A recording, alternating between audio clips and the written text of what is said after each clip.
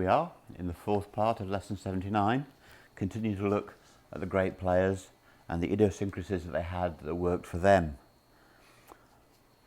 And most of you watching this presentation will know that my main fan technically is the late great Ben Hogan. This is his book, The Modern Fundamentals of Golf, published in 1957, which is the year I was born. And you can't go to a teaching conference and not discuss Hogan some 50 years later after the book, or 60 years.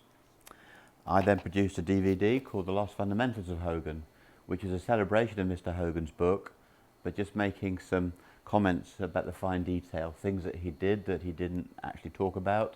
And also, I call it The Lost Fundamentals because some of the truths that Mr. Hogan gave us have got lost in the mists of time. And yet, if you look carefully at what Mr. Hogan did and what he understood, it's as relevant today as it was then, even though the modern swing has progressed due to equipment and various teaching fads. So, when you look at Ben Hogan's book, you had the greatest player, you had Herb Warren Wind, the journalist did the words for him, but the joy of the book is that rather than photographs, we have wonderful drawings by the artist Anthony Ravielli. And the drawings, in some ways, are even more powerful than photographs. They can sort of exaggerate a feeling for you, really. And the phrase, a picture paints 1,000 words, it bears true even as I speak to you now. So it was a wonderful combination, the greatest player, great journalist and a great artist combined to produce this book. So my guru for 13 years, my mentor was the late great Alex Hay, the BBC commentator. And if you look at Alex's drawings, you can see the influence of Anthony Ravielli right through the book and on the cover.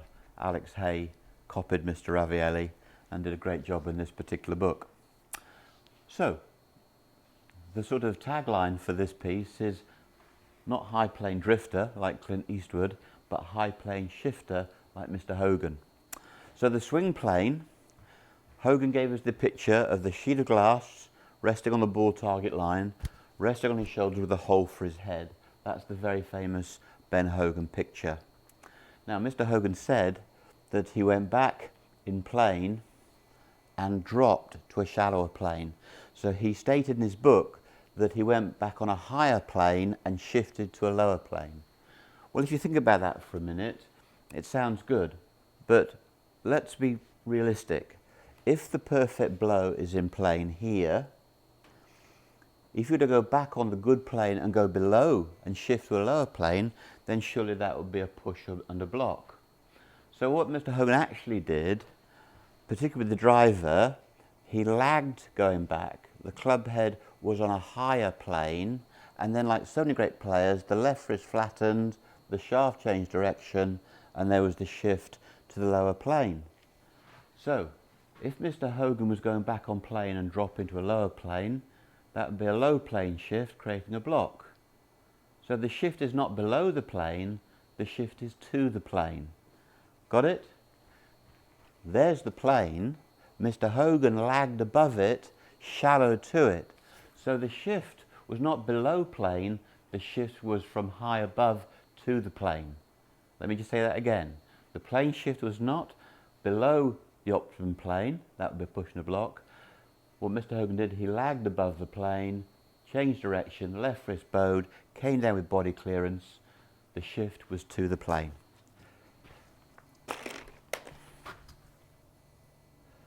One of the world's most famous teachers was Mr. John Jacobs, and I sent him a copy of my Ben Hogan, The Lost Fundamentals.